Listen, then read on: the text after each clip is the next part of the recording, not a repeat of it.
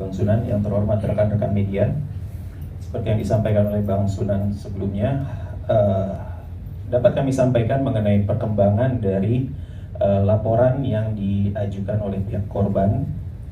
Alhamdulillah pada tanggal 9 September 2024, proses penyelidikan selama berbulan-bulan ini akhirnya naik ke dalam tahap penyidikan. Jadi kami sudah menerima SPDP, yaitu surat pemberitahuan dimulainya penyidikan. Dan alhamdulillah juga awalnya pada laporan itu kami melaporkan adanya dugaan empat anak yang berhadapan dengan hukum. Tapi setelah melalui proses lidik, proses pemeriksaan saksi-saksi, kemudian bukti-bukti visum dan lain-lain, di dalam SPDP yang kami terima ada pengembangan yang tadinya 4 anak yang berhadapan hukum menjadi 8, artinya ada bertambah 4. Jadi ada 8 anak yang berhadapan dengan hukum, yaitu yang pertama inisial KLS, yang kedua inisial MRM, yang ketiga inisial KWR, yang keempat inisial DS, yang kelima inisial JS, yang keenam inisial MAF,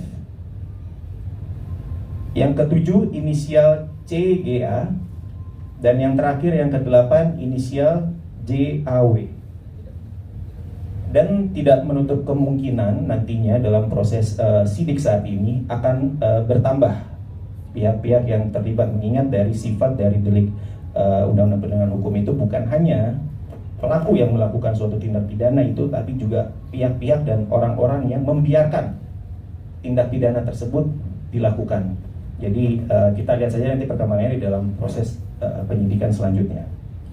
Kemudian kami juga menerima surat pemberitahuan perkembangan hasil penyidikan atau SP2HP pada tanggal 9 September 2024, di mana di dalam dalam SP2HP ini pada pokoknya adalah menjelaskan bahwa total seluruh saksi-saksi yang telah diperiksa di dalam proses penyelidikan itu ada 18 orang saksi.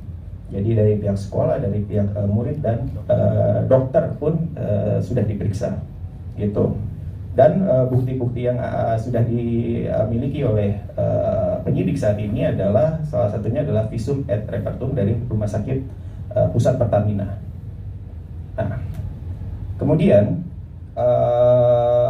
tindak lanjutnya adalah dalam proses sidik ini penyidik akan memanggil kembali, ya kan, akan melakukan pemeriksaan kembali dan menuangkannya dalam BAP kepada saksi-saksi yang sudah diperiksa, dan tidak menutup kemungkinan juga akan ada saksi-saksi lain yang akan diperiksa. Jadinya ada penambahan bukti-bukti dan lainnya, karena ini adalah sudah memasuki tahap penyidikan. Kemudian surat yang ketiga yang kami terima, ini yang menarik bagi kami, ada undangan restoratif justice. Undangan restoratif justice ini jika merujuk pada surat yang kami terima, rujukannya adalah surat permohonan dari penasehat hukum anak-anak yang berhadapan dengan hukum. Jadi atas permintaan yang diajukan oleh penasihat hukum dari anak-anak yang berhadapan dengan hukum ini, mengajukan untuk diadakan suatu restoratif justice antara korban maupun anak-anak yang berhadapan dengan hukum ini. Itu.